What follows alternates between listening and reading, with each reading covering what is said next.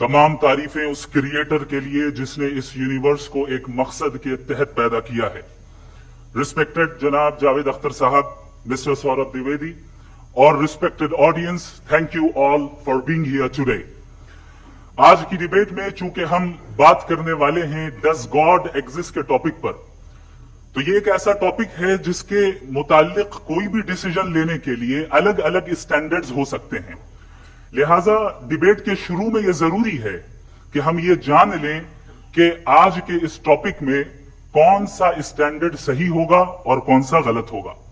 सबसे पहला स्टैंडर्ड जिसे मैं समझता हूं कि हमारे रिस्पेक्टेड जनाब जावेद अख्तर साहब बड़ी तेजी के साथ उसकी तरफ लपकेंगे, वो है साइंस। जबकि साइंस दर हकीकत खुदा के एग्जिस्टेंस को डायरेक्टली साबित करने या उसके एग्जिस्टेंस को डिनाई करने के लिए स्टैंडर्ड नहीं बन सकती। और उसकी वजह क्या है, ये मैं नहीं कह रहा, ये वो लोग कह रहे हैं जो साइंस के एक्सपर्ट्स हैं।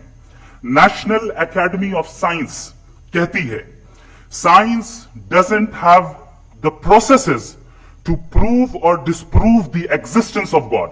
व्हाई? क्योंकि साइंस का ताल्लुक एम्पेरिकल एविडेंस से है और एम्पेरिकल एविडेंसेस का ताल्लुक हमारे नेचुरल और फिजिकल वर्ल्ड से है, जबकि गॉड नॉन फिजिकल और सुपर नेचुरल रियलिटी है। लिहाजा नॉन फिजिकल रियलिटी को आप उस टूल के साथ नहीं चेक कर सकते जिसका काम फिजिकल रियलिटी को तलाश करना है। लिहाजा आज इस डिबेट में गॉड की एग्जिस्टेंस को साबित करने या उसे डिनाई करने में साइंटिफिक एविडेंस को एक्सेप्ट नहीं किया जाएगा।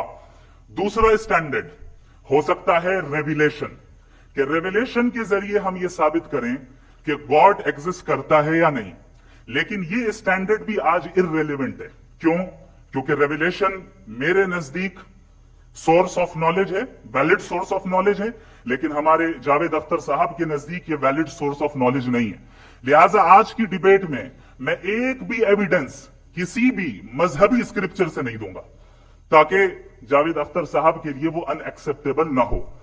तीसरा जो मेयार हो सकता है वो है ऑब्जर्वेशन, कि भाई कोई कहे कि हमें खुदा दिखाओ, अगर है तो दिखाओ, या ये कि खुदा के एग्जिस्टेंस पर एम्पेरिकल एविडेंस दो, तो ये है दर हकीकत गलत टूल का इस्तेमाल करना।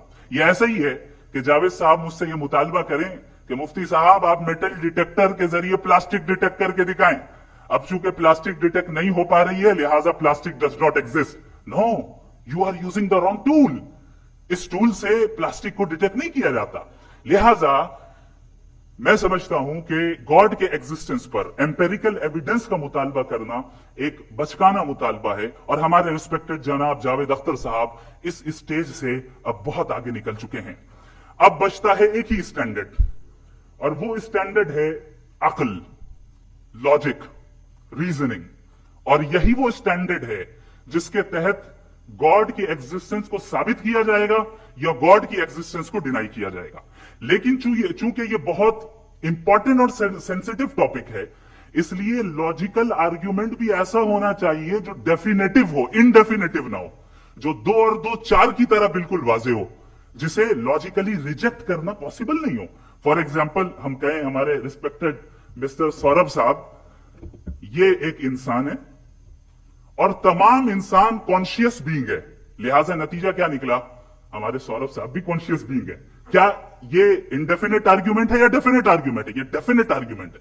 ये 2 और 2 की तरह वाजे है, इसमें किसी तरह जो है लॉजिकली इसको रिजेक्ट नहीं किया जा सकता। तो अगर आज हमारे जावेद अख्तर साहब ऐसी कोई अकली दलील और लॉजिकल एविडेंस दें खुदा के न होने पर जो डेफिनेट भी हो, तो मैं ये ऐलान करता हूं कि यकीनन मैं उस एविडेंस को कबूल करूंगा और उस पर गौर करूंगा। लेकिन साथ में यह भी ऐलान कर देता हूं प्रेडिक्शन के तौर पर कि ऐसा कोई डेफिनेट आर्ग्यूमेंट कोई नहीं पेश कर सकता।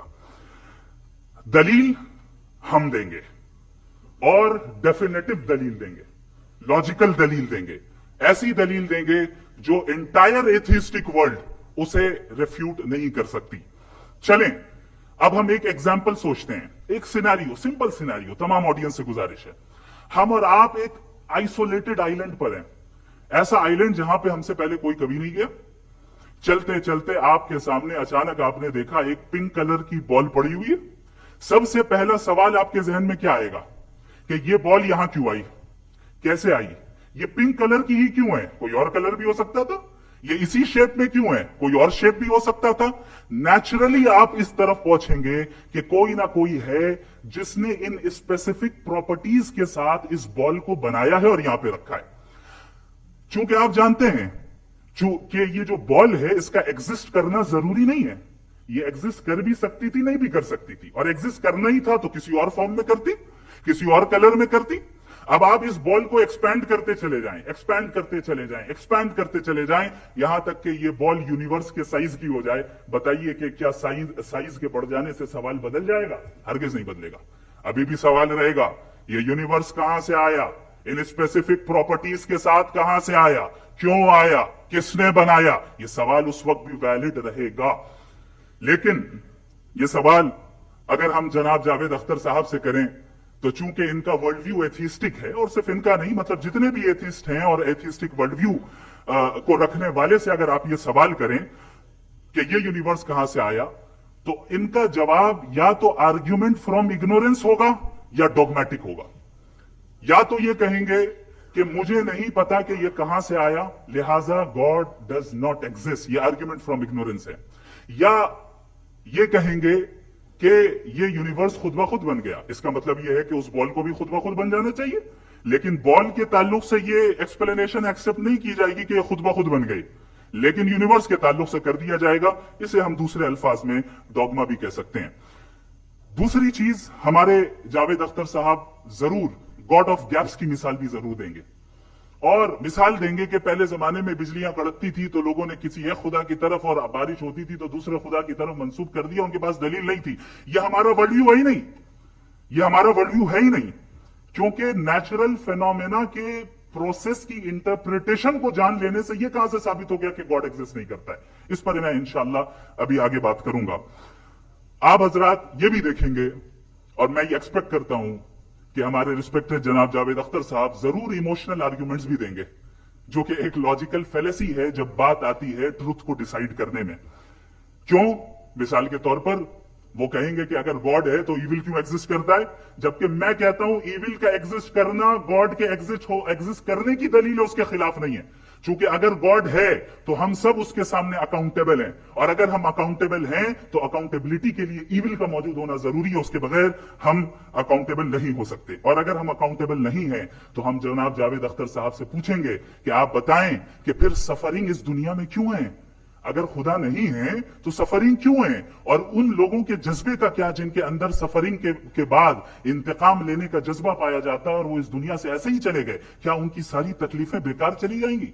अब आ जाएं उसी एग्जाम्पल की तरफ कि बॉल, मुझसे अगर कोई पूछे इस बॉल को किसने बनाया, और या इस एक्सपेंडेड बॉल को किसने बनाया, मैं कहूंगा कि चूंकि ये यूनिवर्स और इस यूनिवर्स की तमाम चीजें कॉन्टिंजेंट है। कॉन्टिंजेंट होने का मतलब ये होता है कि जो अपने एग्जिस्टेंस पे किसी के ऊपर डिपेंड करती हो, तो जाहिर है ये यूनिवर्स कॉन्टिंजेंट है।